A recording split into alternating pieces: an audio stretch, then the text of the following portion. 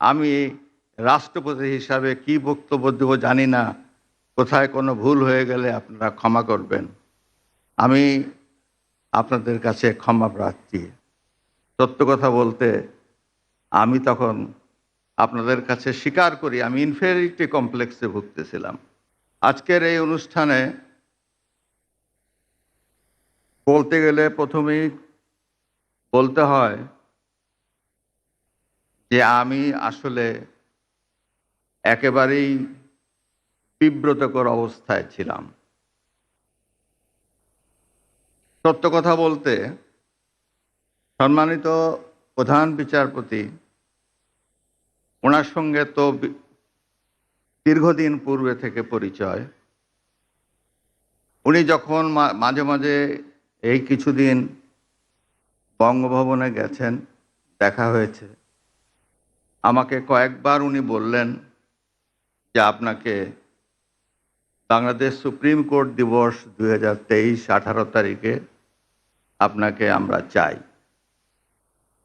আমি অত্যন্ত বিনম্রভাবে বলেছি দেখি, দেখা যাক। উনি বললেন না, আপনাকে চাই। আরেকবার দেখা হলো, আমি বললাম যে আচ্ছা ঠিক আছে, চেষ্টা করব। আসলে কি মন চাচ্ছিল না। মন চাচ্ছিল না এই কারণে যে আমি তো রাষ্ট্রপতি ঠিকই, কিন্তু দুদিন আগেই তো আমি এই সুপ্রিম কোর্টের এই বারান্দায় দৌড়াদৌড়ি করেছি গাউন হাতে করে একজন আইনজীবী হিসাবে। আবার সেখানে আমি যাব রাষ্ট্রপতি হিসাবে। এই দিবসে আমি প্রধান অতিথি হয়ে, সত্য কথা বলতে কি একটা ইনফেরিয়রিটি কমপ্লেক্স মনের মধ্যে জাগছিল। কিন্তু কদিন আগেরই তো কথা, আমার যেখানে অস্তিত্ব এইরকম, সেই জ্ঞানী গুণীদের সমাগম যেখানে হবে, যাদের চেম্বারে আমি দৌড়িয়েছি কেস নিয়ে, এখানে উপস্থিত আছেন ব্যারিস্টার আমিরুল ইসলাম সাহেব, তার কাছে দৌড়িয়েছে তার চেম্বারে এই মামলাটি কেমন করে নেব, কি বলবো কোর্টে, একটু আমাকে বলে দেন না। যখন আইনজীবী ছিলেন জনাব শামসুল চৌধুরী মানিক সাহেব, ওনার চেম্বারে দৌড়িয়েছি। রকুনুদ্দিন মাহমুদ সাহেবের চেম্বারে গেছি, অনেকের চেম্বারে চেম্বারে দৌড়ে বেড়াই মামলা হাতে করে নিয়ে, যে এই মামলা কিভাবে আদালতে উপস্থাপন করব। 27 বছর তো আইনজীবীদের বক্তব্য শুনেছি, আর এখন আমি নিজেই সুপ্রিম হাইকোর্টের বিভাগের আইনজীবী হিসাবে আমাকেই কোর্টে যায় ইয়োর অনার মে লর্ড বলে চাইতে হবে। এই চাওয়াটা শিখতে হবে। এই শিখলাম কদিন, আর সেখানেই যাব আমি প্রধান অতিথি হিসাবে অ্যাজ প্রেসিডেন্ট। সত্য কথা বলতে আমি তখন আপনাদের কাছে স্বীকার করি আমি ইনফেরিয়রিটি কমপ্লেক্সে ভুগতেছিলাম, কিন্তু তা হলো না। শেষ পর্যন্ত আমাকে এখানে আসতেই হলো, ঘটনাক্রমে আমাকে ইয়েস বলতেই হলো, হ্যাঁ আমি যাব। কেননা ইতিমধ্যে নির্বাচনের তফসিল ঘোষণা হয়ে গেল। নির্বাচনের তফসিল ঘোষণা হওয়ার পরে মাননীয় প্রধানমন্ত্রীর তার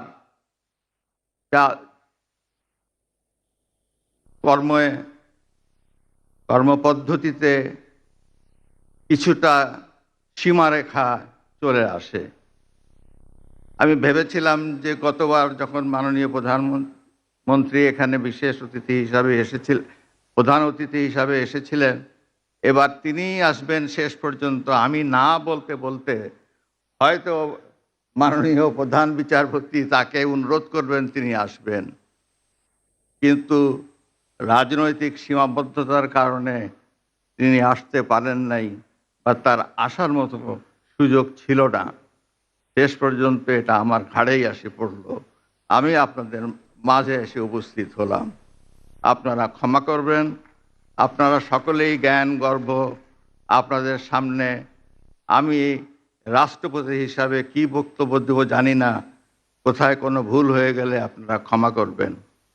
আমি আপনাদের কাছে ক্ষমা প্রার্থী। এটা আদৌ কোনো বার্তা দেয় কিনা আমি জানি না, আমিও আপনার মতন শুনেছি এবং পত্রিকায় পড়েছি, কিন্তু যেহেতু আমি বিদেশি দূতাবাসে কাজ করি না, আমি বলতে পারছি না যে আসলে প্রেক্ষিতটা কি, কিন্তু এটার সাথে নির্বাচনের কোনো সম্পর্ক আছে বলে আমার মনে হচ্ছে জি না। সরকারের কোন মন্ত্রণালয়ের সিদ্ধান্ত, এটা সব মন্ত্রণালয় তো, পানি সম্পদ মন্ত্রণালয় তো সিদ্ধান্ত নেবে না যে কোন মন্ত্রীর ঘরে কোন ছবি থাকবে। তো এটা আমি বলতে পারবো না। আর কোনো লিখিত কোনো কাগজ যদি মানে সরকারি পর্যায়ে সকল মহলের সিদ্ধান্ত হলে ওটা তখন লিখিত থাকতো। তো এটা হয়তো কোনো, যেটা আমি আপনার মতন পত্রিকায় পড়েছি বলতে পারছি না, বাট এটার সাথে নির্বাচনের যে কোনো সম্পর্ক নাই, সেটা একটা কমন সেন্সের ব্যাপার। না না ঠিক আছে, প্রশ্নের উত্তর দিলাম তো আমি। তার মানে এই বিষয়ে সরকারের পর্যায়ে কোনো ধরনের আলোচনা, তার ছবি সরানো, রাষ্ট্রপতির ছবি সরে ফেলা না, সরকার সকল উপদেষ্টা পরিষদ এরকম তো উপদেষ্টা পরিষদের বৈঠক তো হয়নি, আর আদৌ এরকম কোনো মৌখিক নির্দেশ দিয়েছে কিনা, আদৌ সরানো হচ্ছে কিনা, সেগুলো তো জানি না। আমিও আপনাদের মতন পড়েছি, তা যদি সিদ্ধান্ত হয় সিদ্ধান্ত দেখে তাহলে আমি কথা বলবো। উপদেষ্টা পরিষদ এটা জানেন না? উপদেষ্টা পরিষদ তো আজকে দেখলাম পত্রিকাতে, উপদেষ্টা পরিষদ মিটিং তো হয় বৃহস্পতিবার। আমি কিন্তু উপদেষ্টা পরিষদ জানে না এই কথা বলিনি, আমি বলছি উপদেষ্টা পরিষদে সভা তো হয়নি, সভায় যেহেতু এটা আলোচিত না, কাজেই যদি এরকম সরকারি পর্যায়ে সিদ্ধান্ত হয় তাহলে সবাই হয়তো আলোচিত হবে। আমি তো অ্যাজ আই সেইড, আমিও তো কোনো মন্ত্রণালয়ের নাম দেখিনি পত্রিকাতে, আপনি কোনো মন্ত্রণালয়ের নাম তো দেখিনি তো আমি, সুতরাং বলতে পারছি না। এইভাবে হচ্ছে যে আপনার রাষ্ট্রপতি এখন যিনি আছেন থাকবেন না, প্রধান বিচারপতি আসছেন, এরকম একটা বিষয়। এইরকম আলোচনার কি শেষ আছে? আমরা তো কত আলোচনা শুনেছিলাম, জুনের মধ্যেও নির্বাচন হবে না, এটা এই মাসের মধ্যে নির্বাচন হবে। এখন রাজনৈতিক বিষয় তো, আমরা বাংলাদেশিরা প্রত্যেকেই রাজনৈতিক সচেতন, প্রত্যেকেরই সব ঘটনার একটা ব্যাখ্যা আছে, হয়তো এত কোনো ব্যাখ্যাই নেই এটার পিছনে, কিন্তু এটার সাথে নির্বাচনের যে কোনো সম্পর্ক নেই, এটা একেবারে স্পষ্ট। একটা ছবির সাথে নির্বাচনের কোনো সম্পর্ক থাকতে পারে না। আমি মাত্র গত রাতে দেশে ফিরেছি তো, তারপর আজকে সকালে একনেক মিটিং করলাম, ফলে এটা was not an issue obviously in the একনেক মিটিং। সো দেখা যাক উপদেষ্টা পরিষদে যদি আসে, যদি কোনো আলোচনা হয় তখন জানাবো। নির্বাচন নিয়ে মানে অনেক কথা হচ্ছে, আপনি বলছিলেন যে এনসিপি একজন নেতা বলেছেন যে ফেব্রুয়ারিতে নির্বাচন হবে না, বিএনপি চাচ্ছে যথাসময়ে নির্বাচন হবে। আসলে নির্বাচন পিছিয়ে যাবে কিনা, আপনারা সরকার কি প্ল্যান নিয়ে এগোচ্ছেন?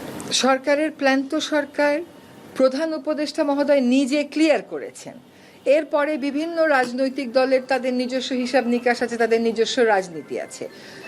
এইটার সাথে তো সরকারের অবস্থান বদলের কোনো সম্পর্ক নাই। সরকার বলেছে ফেব্রুয়ারিতে নির্বাচন হবে, সরকার সেই মোতাবেক নির্বাচন কমিশনকে প্রস্তুতি নিতে বলেছে, এটাই হচ্ছে সরকারের অবস্থান।